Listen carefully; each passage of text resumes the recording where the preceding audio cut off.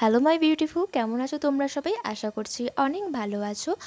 আমাদের এই রোজকারকার ব্যস্ত জীবনে আমাদের প্রত্যেক দিনই বাইরে বেরোতে হচ্ছে। তার জন্য ধুলো বালি ঘাম এই সমস্ত কিছু আমাদের স্কিনের উপর জমার ফলে আমাদের স্কিন ভেতর থেকে অনেক ডাল হয়ে যাচ্ছে, গ্লোয়িং তো একদমই হচ্ছে না। আমরা ভেতর থেকে খুব চিন্তিত হয়ে যাচ্ছে, কিন্তু এই চিন্তার অবসান আজ থেকে আর নয়।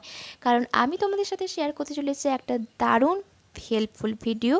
তো এই যে প্রোডাক্টগুলো আমি আজকে দেখাবো তোমাদের, এগুলো সবগুলোই আমাদের বাড়িতে থাকা উপকরণগুলো দিয়েই করা যাবে। তো এতে আমাদের স্কিনটা ভেতর থেকে যেমন গ্লো করবে এবং ডালনেসটাও অনেক কেটে যাবে। তো আর বেশি বকবক না করে ভিডিওটা চলো শুরু করি। আর তোমরা যারা প্রথম এসেছো আমার চ্যানেলে তারা অবশ্যই সাবস্ক্রাইব করো। আর যদি ভালো লাগে ভিডিওটা, তাহলে অবশ্যই একটা লাইক দিও। তো চলো ভিডিওটা স্টার্ট করি। চলো, এই প্যাকটা বানানোর জন্য লাগবে প্রথমে 1 চামচ মতো বেসন, আর এরপর লাগবে 1 চিমটি মতো হলুদ গুঁড়ো।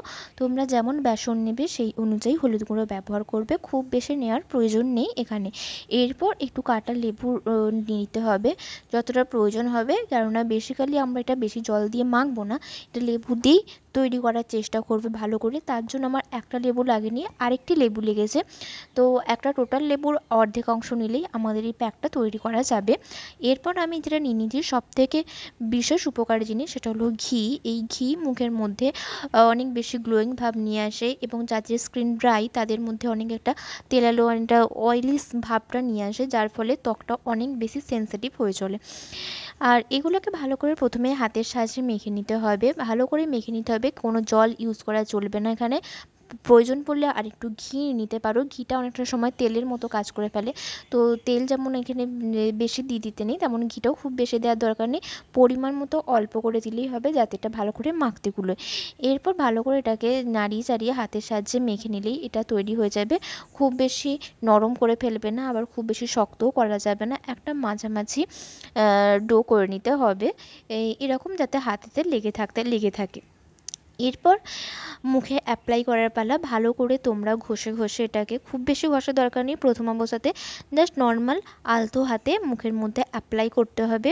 তোমার শুধু গালে অ্যাপ্লাই করলেও হবে না, তোমার চোখের যে নিচে ডার্ক সার্কেল থাকে সেগুলোতেও অ্যাপ্লাই করতে হবে। অনেক সময় অনেককে দেখেছি যে চোখের মধ্যে অ্যাপ্লাই করতে না, তারা অনেকেই বলে চোখের ক্ষতি হয়ে যাবে, আসলেই একদমই নয়। এগুলো সম্পূর্ণ যেহেতু বাড়িতে তৈরি জিনিস, তাই এতে কোনো রকম কেমিক্যাল নেই, এবং স্কিনে বা চোখের ওপর অ্যাপ্লাই করলেও ত্বকের কোনো ক্ষতি হবে না।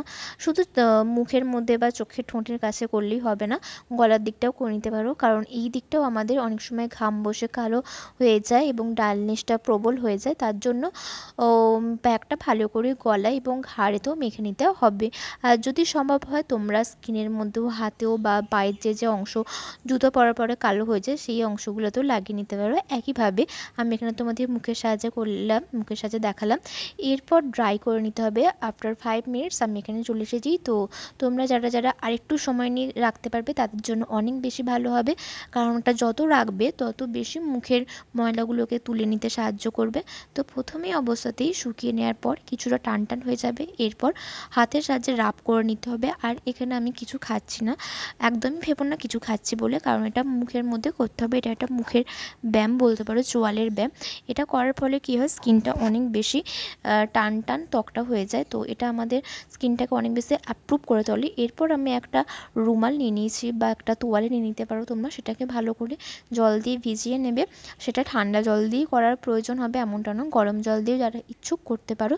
আমি এখানে ঠান্ডা জলই ব্যবহার করেছি। তো দেখো কতটা হলুদ এবং হলুদের সাথে ময়লা উঠে এসেছে, আমি সেটাই দেখালাম তোমাদের।